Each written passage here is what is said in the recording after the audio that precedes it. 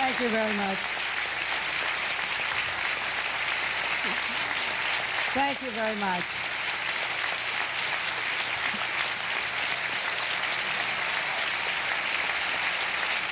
Thank you. Thank you very much. You're cutting into my time. Thank you very much, dear friends, and thank you, Bob, for putting on this show here tonight. You were with us in the heat of battle in Houston, and it's only fitting that you be with us tonight. You, too, have one of these nice plaques to take home with you.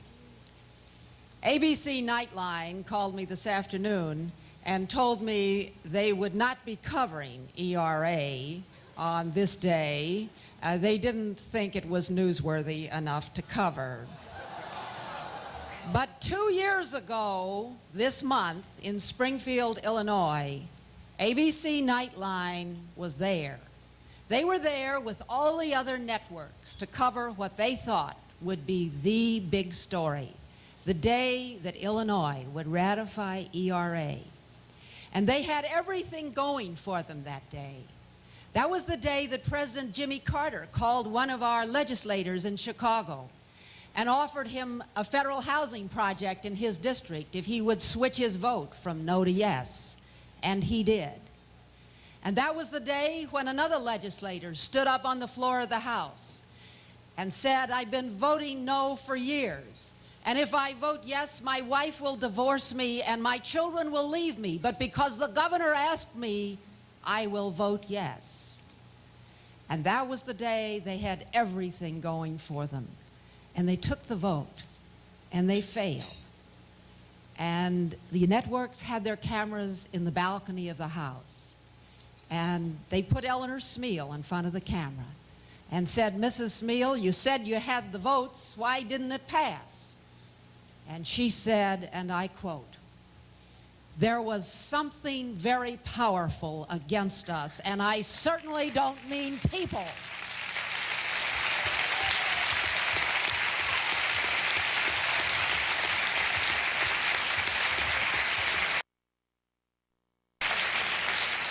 I don't think she's found out yet what was against her, but you and I know.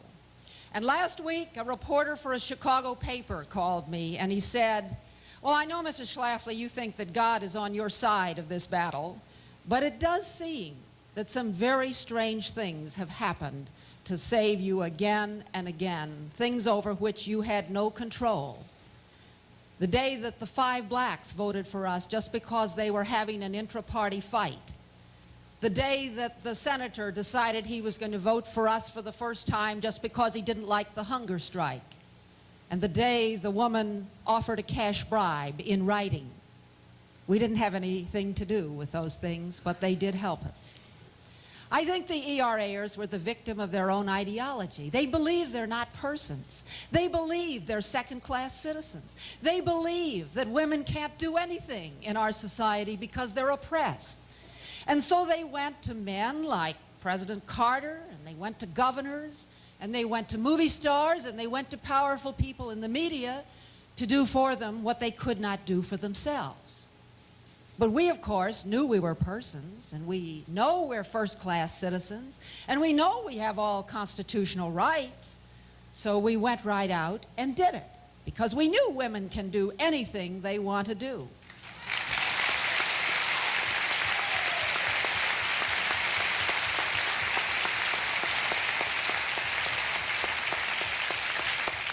Last Sunday, the Chicago Tribune, which has been our most bitter and vigorous opponent throughout these 10 years, stated, "The Equal Rights Amendment failed because its backers were out-organized, out-thought, out-politicked."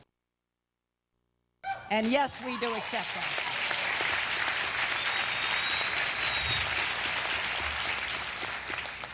When Senator evening, he expressed himself as a little bit discouraged at some of the disappointments that our leaders in Washington have. It is discouraging when you have a righteous battle and others whom you think should be on your side somehow fall by the wayside. There's a saying in Washington that every man has his price. And we know that there are a few of them who don't, and we've got some of them here. They are noble, noble public officials whom we can rely on, even if we don't write them all those letters and call them up. But unfortunately, they are not a majority. And to our dismay, we have watched through previous battles how people we thought we could count on folded like a deck of cards when the pressure was on. We can remember examples like the Panama Canal Treaty and like the ERA extension, where the majority of people were on the other side, the cause of righteousness on the other side, and yet when the pressure was on and the president could give his perks, they folded and they couldn't take it, and they caved in and voted wrong. But I have some great news for you tonight, Senator. I'm here to tell you tonight that out across America, there are hundreds of public officials who literally cannot be bought at any price. And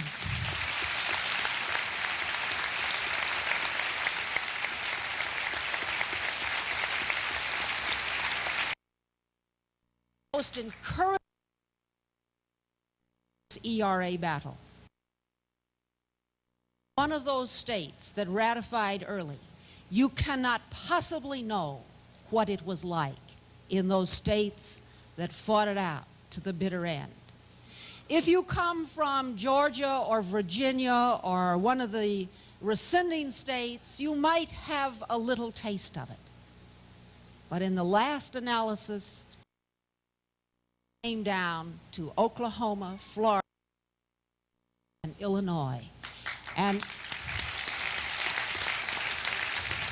the legislators in those states were put to an incredible test. The efforts were made to buy them with outright bribes. The efforts were made to bribe them with public funds, with all the power and perks that the executive branch of the government can offer. Governors who were determined to get ERA at any price. They faced calls from the White House and from prominent officials. They had invitations to the White House where they were offered whatever. Write your own ticket, write your own check. What job do you want? They had the movie stars coming into their districts, fanning the people and putting out falsehoods about ERA. And then there was the ugliness when they didn't fall in line. The harassment of their families, the bags of chicken manure that were sent to the legislators in North Carolina who voted no, the attempts to ruin the businesses of their financial contributors, the picketing at their homes on Sundays, the harassment of their wives and children, the threats on their wives and family. And then in the last weeks in Illinois, they sent in the shock troops. And last Friday in Illinois, they sent in their shock troops who brought in gallons of blood, and they wrote in blood all over the marble floors of our Capitol. They wrote the names of the ones they hated the most in blood, and they defaced our flag, the Illinois flag, and the American flag. And they finally gathered them up and arrested them and took them down to be arraigned, and every one of them had $500 in cash in her pocket so she could post bail immediately in the Capitol within an hour. And they had the chain themselves to the House chamber and the Senate chamber and closed down our House of Representatives. They had the people who came in on the hunger strike, including their leader, who said in her book, if I could have got hold of God, I would have killed him. That's the kind of people. Another one who was a veteran of anti-Vietnam hunger strikes. But all that is almost not very important in comparison with the level of media advocacy that was carried on in behalf of ERA. The only thing in our time that can compare to it, the only thing in our lifetime that can compare to it is Watergate. Every day, the pounding of the media, the ridicule, the targeting, the singling out of legislators, the holding them up to distortion and ridicule. We had a vote in Illinois about 3 weeks ago that conclusively proved they didn't have the votes to pass it. And yet, because of the media harassment last week, we had 4 more votes, Tuesday, Wednesday, Thursday, and Friday, simply as a result of this type of media pressure. The emotional strain is something that those of you in the other states cannot possibly even comprehend. I have seen grown men in our legislature, the ones who caved in, with tears rolling down their cheeks, because they caved in and they knew it was wrong, but they had to vote yes. One of our men who said, "My conscience tells me to vote no, but my boss tells me to vote yes." Another one who said they were going to fire his brother unless he voted yes. And he said, "Don't fire him, fire me." And they said, "No, we'll fire your brother. It's more effective." The way that they use patronage and jobs in order to browbeat people into voting yes. Men who had their whole careers on the line in that one vote. So many of those men and women became heroes in the process. Maybe they weren't heroes when they started out. Maybe they were just ordinary men with ordinary sins and ordinary weaknesses. But in the battle, in that moment of truth, they knew what was right and wrong. And there were enough of them who stood firm. In Oklahoma, there were a wonderful 27. In North Carolina, there were a wonderful 27. In Florida, there were a great 23. In Illinois, there were 27 in the Senate and 72 in the House. And this is the great hope for America. So my cheerful word is that America does have public officials of strength of character all across this country. And I think they are the type of people who had that strength of character 206 years ago, who were willing to pledge their lives, their fortunes, and their sacred honor to make sure that our country is free and independent. We have enough of those people. It doesn't take everybody. Maybe we'll never get those people who answer the Harris polls, but we've got enough of them to do the job. We have them out there. They have stood the test. And we can build this into a mighty movement that can set America on the right path. We need your help in this effort. Then conquer we must, for our cause it is just, and this be our motto, in God is our trust. We have the people with the strength of character, and this battle we have waged has proved it. Thank you for being here.